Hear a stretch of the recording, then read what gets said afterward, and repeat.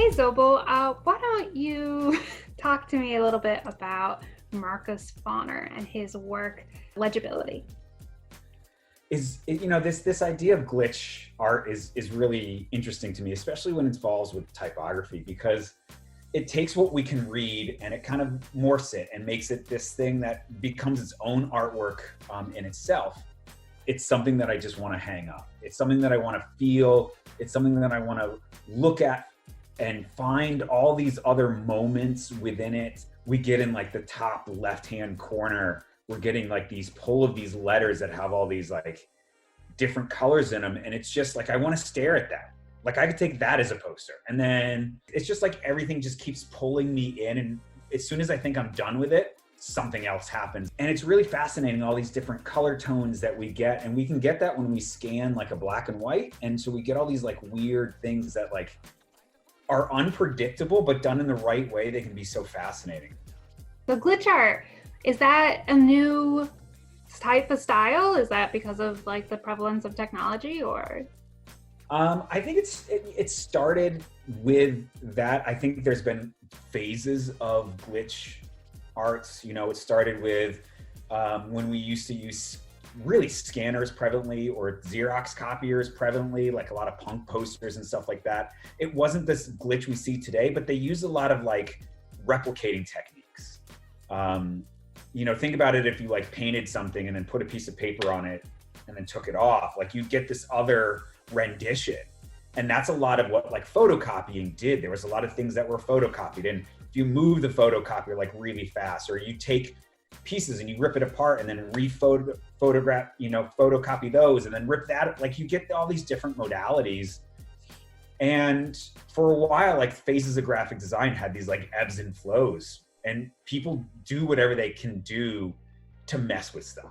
And now it's technology based, and now we can mess with it through scanners, which I believe a lot of this stuff is.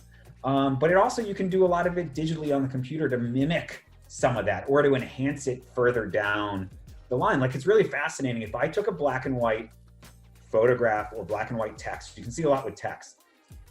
And so there's no color in it, and I scan it, I get color. Because something at the scanner and the technology is scanning the black and white, and I move it, it represents as some of that color. So if you look at a lot of his pieces, like some of these little color pops probably happened in real scan. Like that wasn't necessarily added. Now some could have been enhanced and added, but you get this like unpredictability, which is fascinating. It's like, oh, I think I know what I want to do. And then you kind of do some things and it's like, oh, that's even cooler than I thought it would be.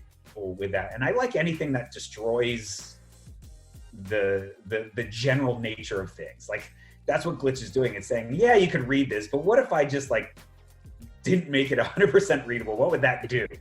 And kind of stuff where I'm forced a little bit more into the piece, I find interesting. Whether it's emotionally more interested in it, whether it's super minimal, so I have to like think, oh wow, they spent a lot of time doing this like one thing that's there, that's really interesting. Or whether it's these things that are more organic or more, you have to invest more to kind of work at it.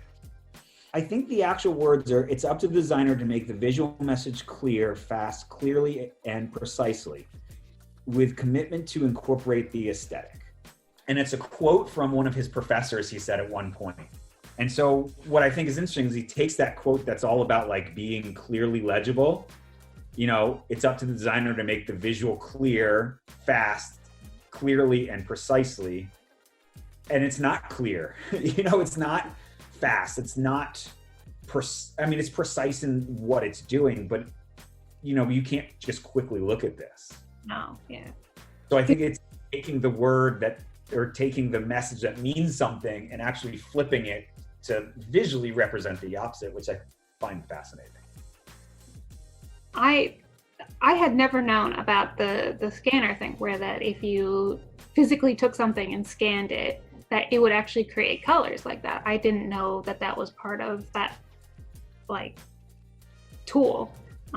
So that was really, it makes me want to go and play with the scanner now to try this out. I do it in my type class just so they can see that.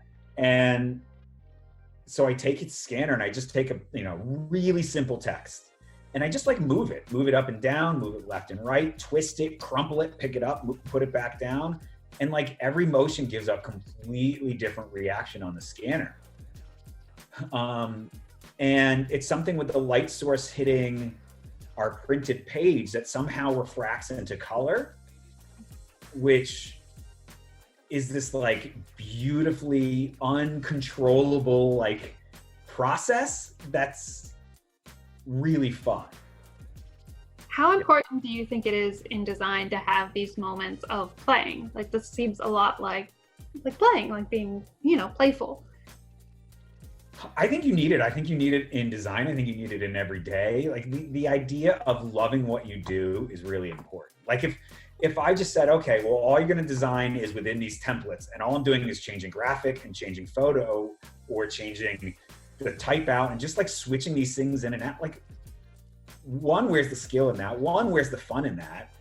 Now, like, what am I doing? So I think the idea of like graphic design, it used to be graphic artists. Like, I still think artists should be in that. Like, you're still doing artwork. You're doing it more commercially, but it's artwork.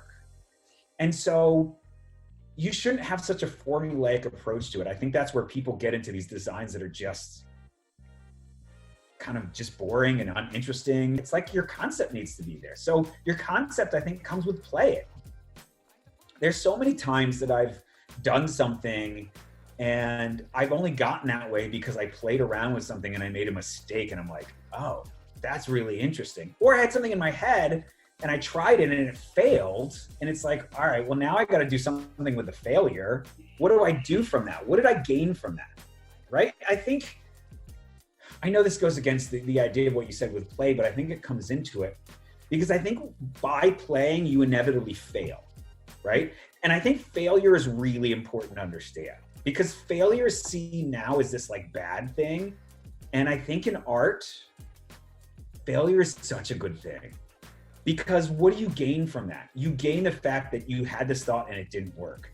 You have this idea of, oh, I kind of like this one moment that is in there. Now, how do I replicate that? How do I replicate what I failed at doing to be something that's great?